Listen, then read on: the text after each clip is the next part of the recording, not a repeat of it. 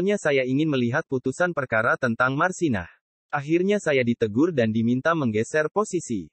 Ternyata, disinilah Allah membuka tabir terkait masuknya Ana Abdullah dan Syarif Abdurrahman yang membuat podcast dalam areal steril. Hal tersebut ternyata tanpa sepengetahuan pihak Pengadilan Negeri Surabaya.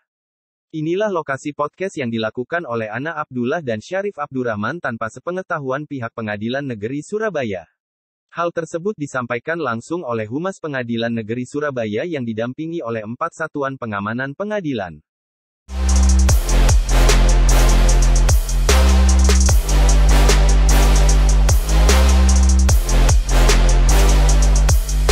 Tempat ini tempat yang dipakai untuk podcast yang dilakukan LSM bersama Kementerian PPA tanpa ada yang tahu. Tempat ini ber-AC, fasilitasnya cukup bagus, dan mereka bisa melakukan dengan seenaknya, bebas di pengadilan ini. Luar biasa. Pasti ada orang besar di belakangnya.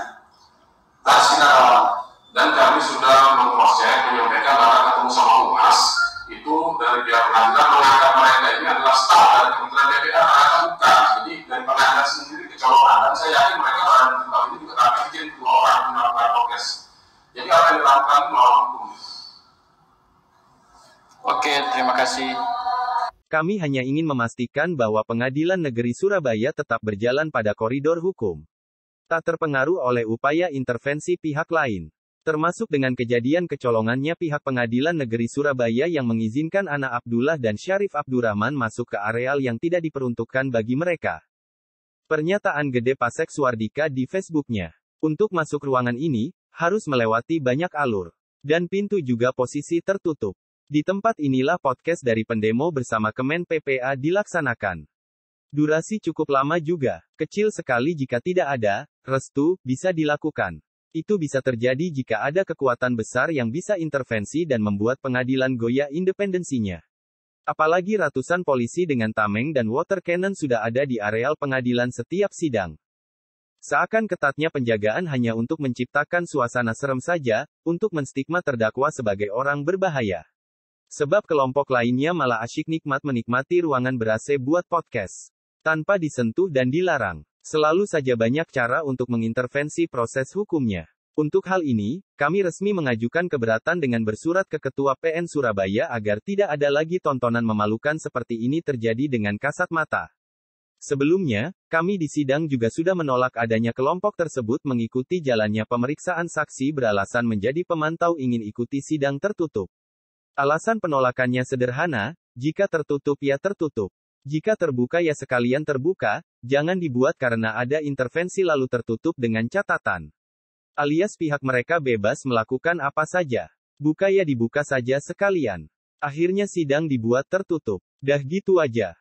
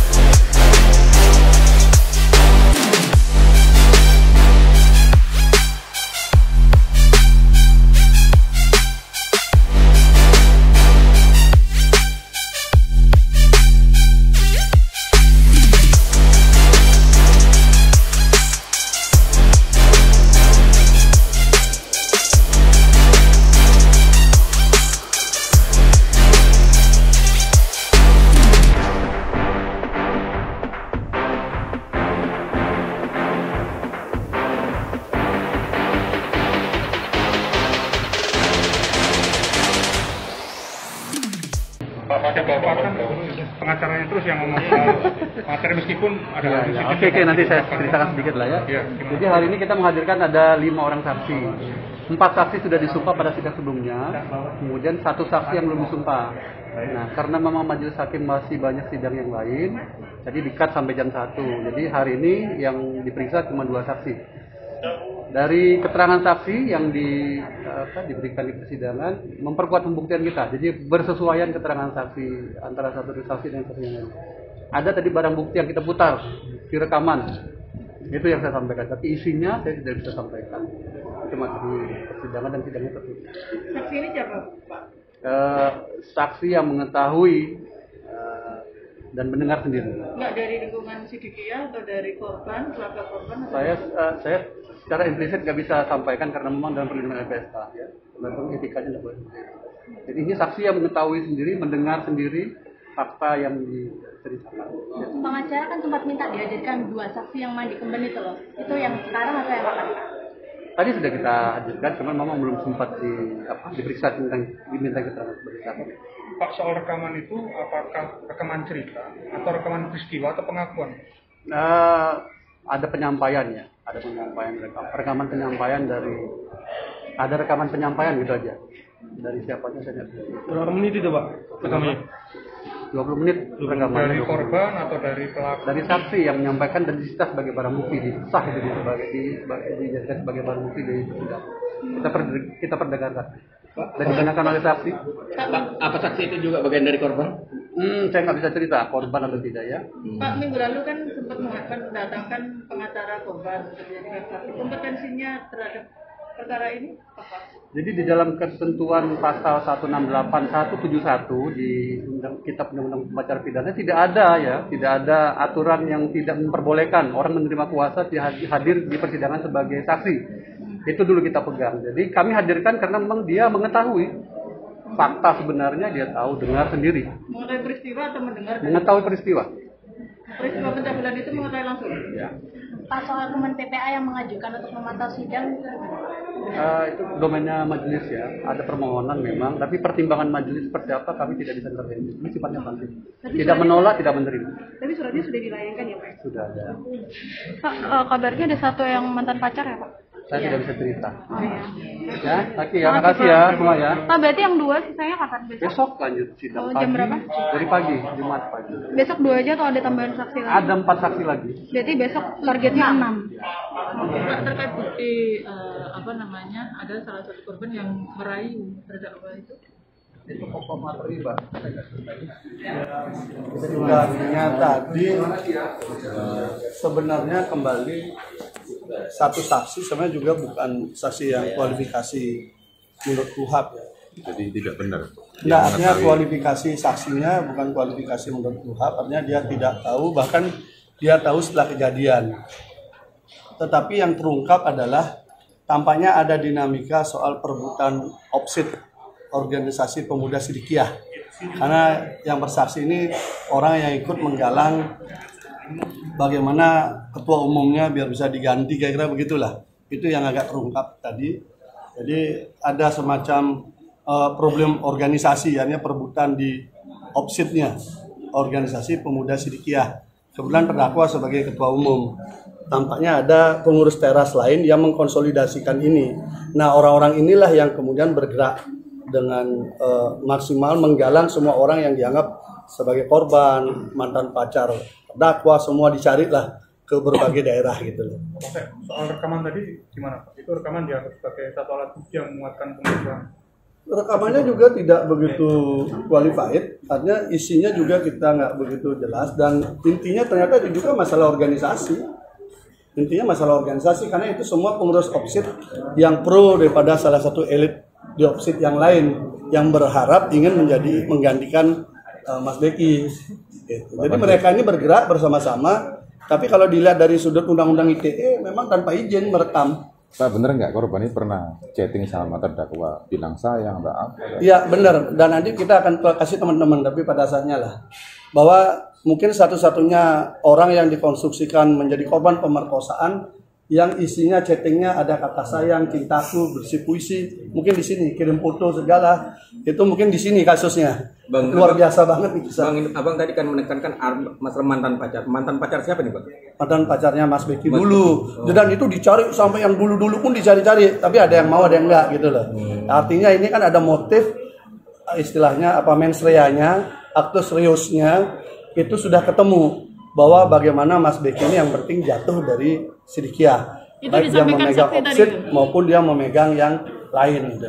Itu disampaikan saksi tadi waktu Ya, di persidangan? terbongkar lah dari hasil penggalian kita, terbongkar problemnya itu. Karena surat yang dibawa menjadi alat bukti, surat terkait dengan keberatan organisasi. Ini kan apa urusannya orang pemerkosaan dengan organisasi kan gitu. Nah, kira-kira seperti itulah. Itu diungkapkan di apa? Diungkap di keterangan Di penggalian. penggalian atau di pengadilan? Ya, di keterangan di sidang kita ungkap. Jadi berhasil kita ungkap itu. Nah, yang satunya lagi kebetulan keluarga kandung korban, saksi korban yang mengaku korban itu juga mengungkap lagi hal yang baru yang selama ini berusaha ditutupi, yaitu bahwa saksi korban ini pernah punya pacar dan pacarnya diakui juga oleh itu. Pak, soal video tadi yang maksudnya nggak jelas itu gimana, Pak? Bukan video, rekaman itu rekaman. Nanti kita malah punya video yang bagus. Itu hanya rekaman suara ketika mereka menggeruduk Mas Beki rame-rame, yaitu dalam rangka urusan organisasi opsit. Tahun berapa itu rekaman itu, Pak? Setelah kejadian itulah. Setelah kejadian itu kan dinamikanya kan perebutan itu kan jadinya. Di tahun motifnya mulai ketemu. Tahun berapa, Pak?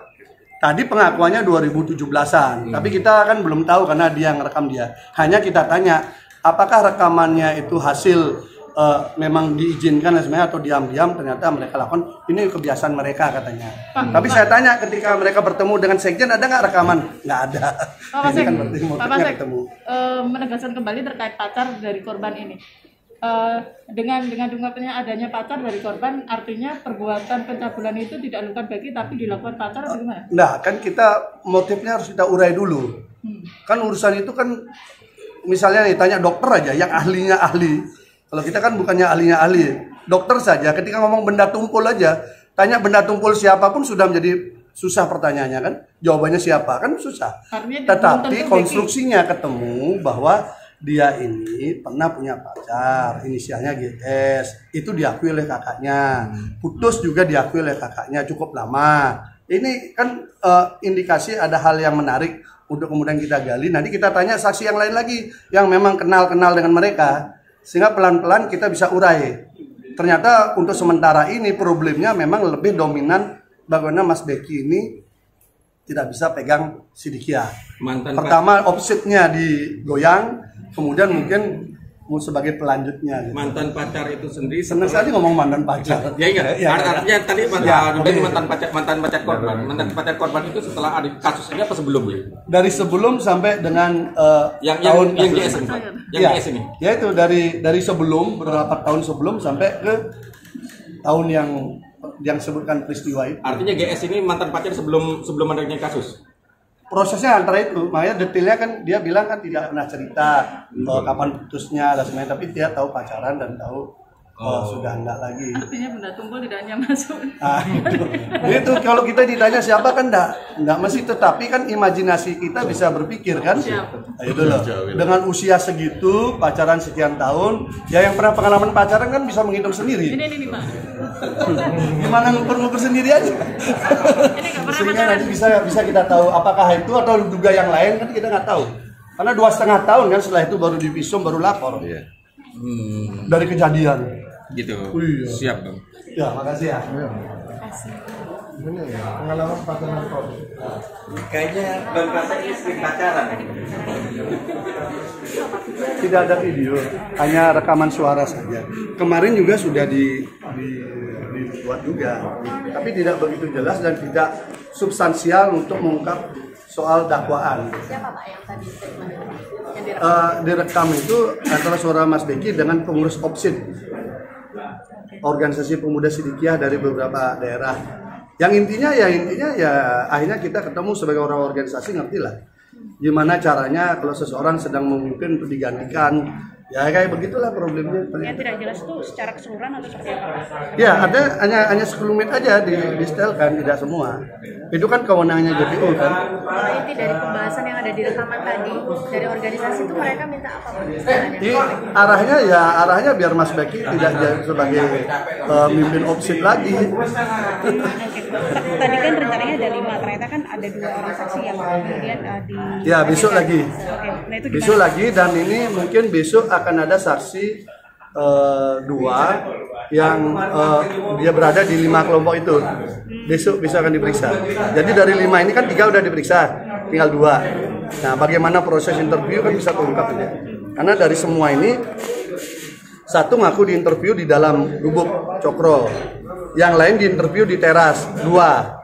Yang 2 ini kita tanya, kalau ternyata nanti sama dia di teras semua atau di gubuk semua kan ketemu dia mana yang benar. Itu sudah hadir hari ini yang 3. Tadi baru diambil sumpah, besok diperiksa. Perempuan.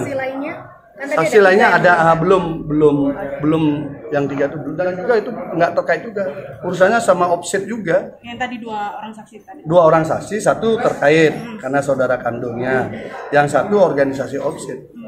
Jadi pengurus di ya kabupaten itu yang berhasil digalang lah.